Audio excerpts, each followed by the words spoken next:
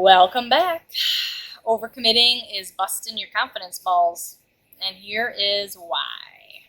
There's two main reasons. The first is when you say yes to something, you're saying no to something.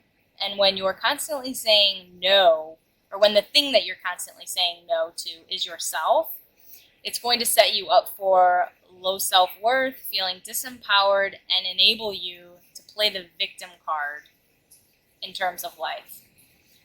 Not to mention, it also sets you up for like a lifestyle of understanding that you come last or you're not a priority. And that is a recipe for disaster. So that's strike number one.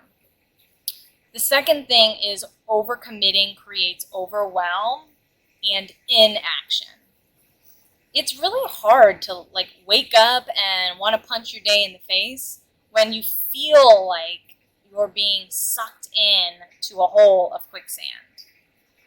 So coming from the former queen of overcommitment, there is an important element that goes with the concept or the principle, less is more. Because it is. Less is literally more in so many accounts. So when you are feeling overwhelmed, you're unable to commit or show up to the thing that you originally committed to in the first place. It's true. You're unable to, whether it's from an energy component of mindset or being able to mentally be there or physically have the energy to do it. It's just not going to be there. So making sure that you're not overwhelming yourself to the point in which you are being unable to get in action to what you originally committed to because it is a priority in the first place. And you may be thinking, okay, well, why is this important? What does it matter? It matters, people.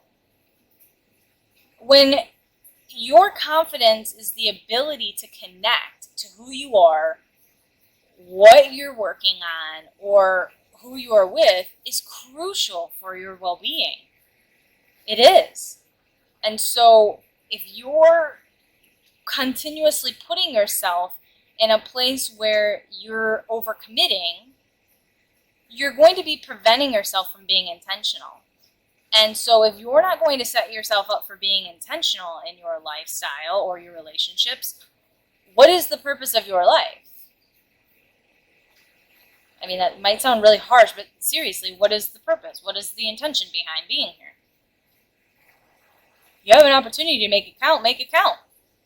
So because I don't like to strike out, I'm actually a damn good batter, those are your two strikes. And so before we even strike out, let's go into 5 ways on how to prevent you from overcommitting, right? Because why not?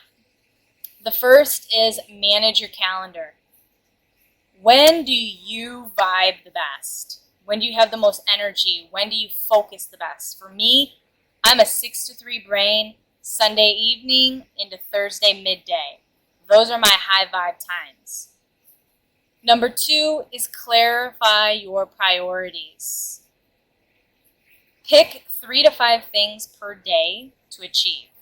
One of the biggest mistakes myself and multiple clients that I've had in the past years have made is they try to be Superman or Superwoman with 15 things on their to-do list. No, you get to pick 5, and only when you complete those 5, then do you get to move forward in achieving or maybe considering what to achieve next, okay? In addition to clarifying your priorities and appropriately placing them into your week, make sure you have buffer time before and after. People in corporate, I know you're bullshit, there's no way that's going to happen.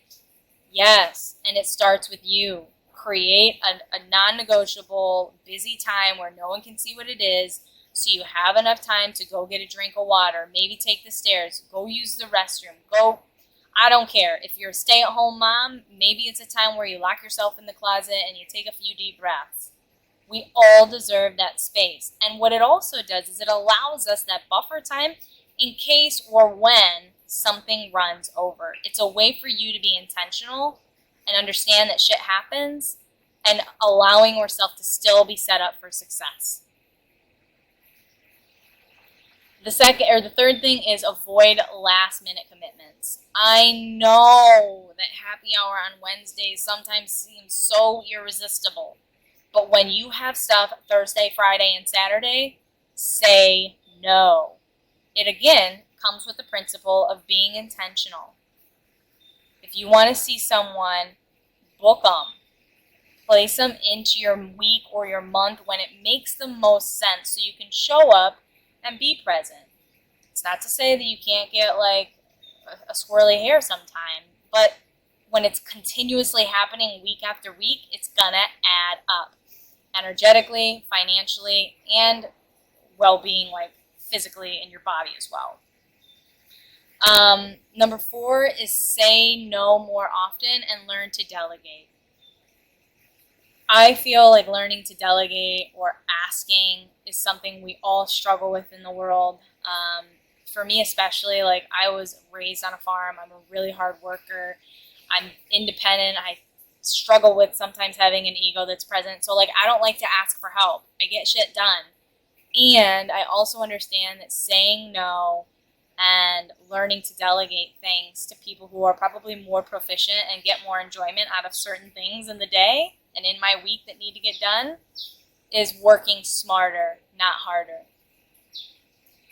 And then the last thing is ask for what you need, understanding that renegotiating is always an option. It is so respectful when someone takes into consideration their truth, their experience, and wants to be able to show up with more intention or purpose and ask for a longer extension or ask for one-on-one time. I've never known a person that when I've had to renegotiate something or change something up based on what's true for me, what I know I can do, and wanting to come from an intentional, on-purpose space, they tell me to, no way. It always is welcomed and really respected quite well. So, manage your calendar, clarify your priorities, avoid last-minute commitments, say no more often and learn to delegate, and ask for what you need. Renegotiation's always there. I'd love to know what your takeaway or feedback is on understanding the connection between overcommitting and lack of confidence, and I will see you next week. Ciao.